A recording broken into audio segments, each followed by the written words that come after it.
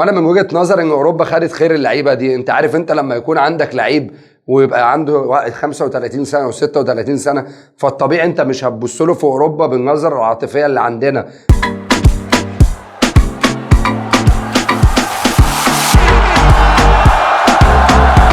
السلام عليكم. ياسين بونو ونيمار في الهلال السعودي. بص كده صراحه انا ما كنتش اتمنى ان ياسين بونو يروح الهلال، ولكن ياسين بونو كان عنده كذا اختيار، وكان في عرض من ريال مدريد وكان في عرض من بايرن ميونخ. انا كنت اتمنى لياسين بونو ان هو يستمر في الدوري الاوروبي لاسباب كتير قوي. انا كنت بتمنى ياسين بونو يكمل مسيرته الاحترافيه وبالاخص في الدوري الاسباني، لان ياسين بونو من اللعيبه اللي عارفين انتوا كده، الواحد لما يكون فخور ان عنده حارس مرمى زي ياسين بونو، امكانيات حارس مرمى متكامل، لو لعب له 3 4 سنين كمان في الدوري الاسباني الموضوع كان هيفرق معاه جدا ومع تاريخه. هو عمل تاريخ كبير جدا. بس سؤال هيجي يقول لي طب هو راح الهلال والدوري السعودي هيبقى متسلط عليه الاضواء والكلام ده. عايز اقول لك ان كل الكلام ده من الاخر يعني في الكليتش. والدليل على كلامي بص على اعمار اللعيبه اللي راحت تلعب في الدوري السعودي، هتعرف قد ايه ان الدوري السعودي من وجهه نظر انا بقت مقبره النجوم. انا عارف ان في ناس هتختلف معايا في الكلام ده، وان الدوري السعودي الناس كلها هتتفرج عليه. بص كده كريستيانو رونالدو مثلا عنده 38 سنه، ورياض محرز 32 سنه،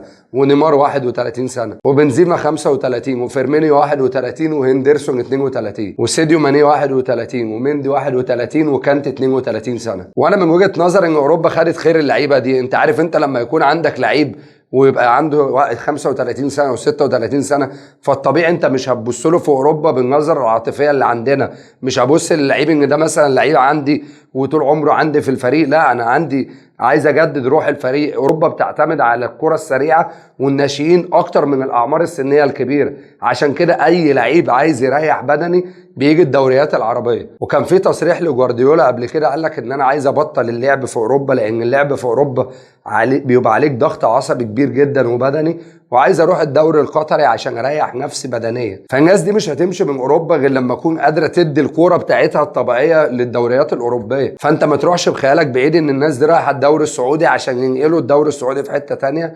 ده كلام كله من وجهه نظري في الكليتش. وبس كده يا سيدي، اتمنى تكون الحلقه عجبتكم. ما تنسوش تصلوا على سيدنا محمد وتشترك في القناه وتفعل الجرس عشان يوصلك كل جديد. سلام عليكم.